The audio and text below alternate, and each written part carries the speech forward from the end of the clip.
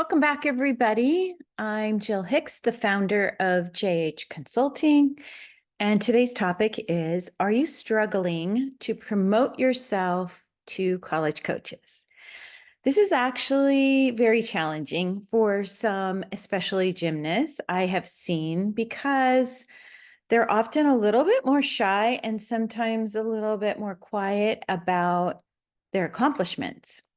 Let's face it, in the sport of gymnastics, you often receive your assignment each day and you are expected to just go get it done.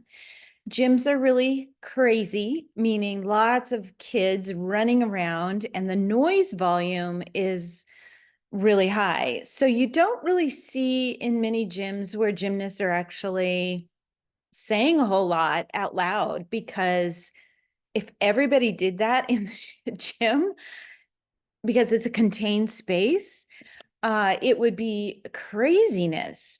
So you often, when you walk in a gym or a club, you're going to see gymnasts getting their assignment, going to their event, and getting it done. But in the college recruiting process, you have to promote yourself and learn to speak on your own behalf and talk about what you're learning, thinking, and the things you have achieved. So it feels really awkward because gymnasts aren't used to doing that, even amongst their teammates, because they aren't used to talking that much in the gym. So being quiet about your achievements is often seen as more respectful than being honest about what you've accomplished. So they often just go in, check off the boxes, and being more quiet and getting your job done is kind of more rewarded in some ways. But in most sports, you are taught, of course, not to be cocky, to be humble about your accomplishments, which is fine and great, and I agree with that. But in gymnastics, because they're at the gym so much, they go to school and no one even knows they're a gymnast, nor let alone their accomplishments, unless, I can remember as an athlete, newspaper reporters and interviews and things would come out in my community, and that would be maybe the only time that any teacher, any friend, any neighbors would even know that I was a gymnast. And it was just hard to know how to respond or react, because typically you were doing your sport at a very high level without really anybody knowing. And then you get in the recruiting process and you're told you have to promote yourself. And it's just like, what? That just seems sort of opposite, right, of what you've been doing. So that's what we're going to talk about today. Why is that so hard? What can the maybe more shy or more just not used to gymnasts do to promote themselves to the college coaches? You have to market yourself, you have to list your accomplishments, you have to call coaches, you have to talk to coaches, and you have to meet the team and basically compete for a spot. So ultimately, you do have to promote yourself. And often when we're working with clients, we're teaching them how to do this. It's not natural. So if that feels like you're who you are, or your athlete, if you're listening to this as a parent, you're not abnormal. It's very common to feel like uncomfortable, like, how is my athlete, my gymnast, my quiet kind of doesn't want to talk about things like that gymnast going to put themselves out there. So let's talk about a few things that I would recommend considering for yourself to make it feel a little more doable. One would be, remember videos. Videos are a great way to not have to say anything, but you are very much promoting yourself, and you can then post it. And the cool part is you can put them in your emails, these videos. So you don't even have to say a whole lot. If your video is pretty dynamic, you can just say, checking in, here's what I'm doing today, and then you put the video in there. And hopefully that will be comfortable enough for you if you're a shyer type of gymnast. Number two, don't look at this as bragging. So I think what you have to do is change the term of from bragging to marketing. And when you look at it like marketing yourself, it's more factual. And the facts of what you have done in your videos often speak louder than words. So when a college coach can see the proof in your videos of your start value scores and routines, you might feel way more comfortable sending that and then listing your facts about how you did, maybe at a meet, how you scored, things like that. So number three, your emails are also great because it feels more like you're behind the scene instead of blasting something out verbally. And it's a great way to promote yourself through your own words in privacy, which can be, I often encourage with my girls who are quiet and have a hard time with all this to remind them that no one's going to see your emails except those college coaches and not your friends, not your club coaches, so whatever you're comfortable with doing, you should do. And do it even more than you think. So what do I mean by that? So if you are really hesitant to talk about how you did at a meet or how you're doing this fall in getting your upgrades, show it in a video, put it in an email. Nobody's going to see it. Nobody else is going to comment on it except that college coach. So it's a great way to kind of feel like you're doing something more in private and more comfortable for the shyer athlete. Number four, if you're uncomfortable listing your scores, let's say on Instagram, you must realize the coach is going to go and look them up anyway. So if you know that, then it's not so awkward maybe to post it. Because again, it's a fact. Recruiting is very competitive, and you must realize you are competing for the attention of that college coach. And scores really do draw the attention of a college coach. If they're on the fence, and let's say they're looking for one event like bars, and they're scrolling through the different clients that have sent information and they have their list, and now they're going back to Instagram and they're trying to figure out quickly which recruit they want to talk to, like today. If they can get to your Instagram because your name is very clear and your last name and the year you graduate, and then they can find bars, for example, right away, because that's the event they need, and your scores are underneath the video, it's just a faster, quicker way for them to find you. And it's not, when you go to post all that, you have to think of it more like, I am just posting the facts about myself. I know I'm not boasting. I know I'm not trying to be better than somebody else in my club. I am just trying to draw the attention of the coach and get them to me faster. If you can see it like marketing and like through the lens of the coach in that regard, it's really going to speed up your recruiting.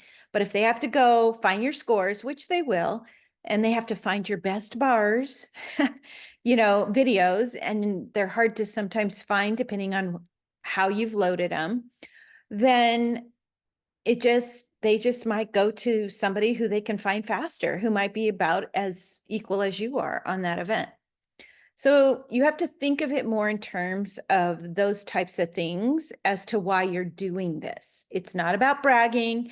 It's about being competitive in the recruiting process with the college coaches and their research of all athletes that they're trying to weed through. So you can also say things in your comments if you're not comfortable putting your scores or not comfortable making even a comment. You can just put, I'm so excited I qualified to nationals, or I'm so excited right now I've put a new connection on bars. It'd be nice if you could list the connection and then post the video, but if you're uncomfortable with that, just draw the attention to the fact that it's new and that you've connected it. Or I'm proud I bettered my routines this week.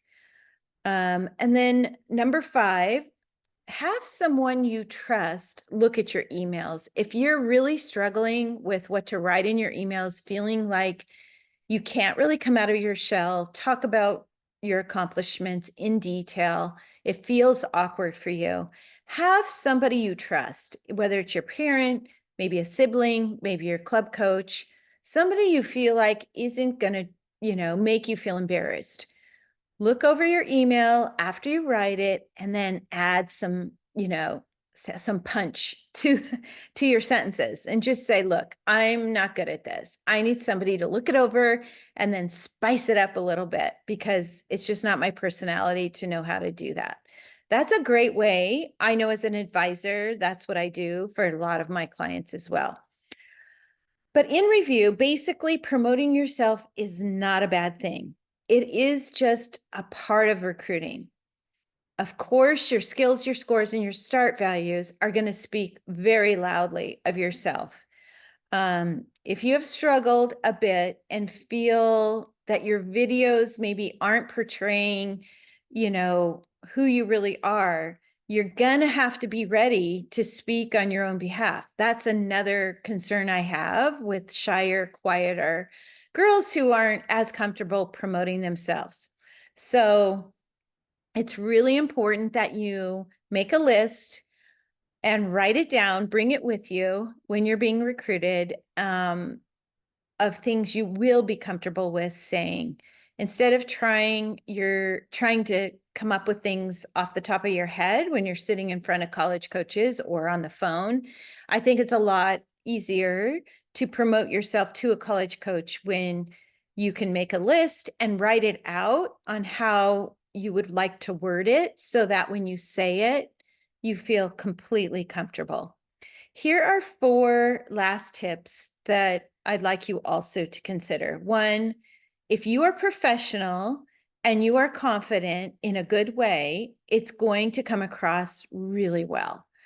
And you don't have to stress or worry about it. Number 2, practice, practice, practice speaking these sentences or things about yourself that you normally don't say out loud, but practice in your own room, practice with somebody you trust, but you want to speak it out loud so that it can kind of just roll off your lips when you're in a conversation with a college coach. And don't be afraid to make a list and bring it with you. And it's not like a list of all the things I'm so great at, but it's more of just a list of things that you don't want to forget to share. So like if bars is your best event and they bring up bars is what they're looking for, then you will have a sentence or 2 that you're going to be able to say to market yourself on that event. And just know that you do need to be prepared. You don't want to walk into a situation where you're sitting quietly and you leave those meetings wishing you had said more. You want to think about, okay, what do I really need to get across to this coach that isn't showing up in my videos and I haven't been able to market myself because I feel really uncomfortable doing that on social media. Make a list of those things so that you can do it one-on-one, because that's a much safer place. Nobody else is going to be in that room possibly than you, maybe a parent and maybe other, coaches.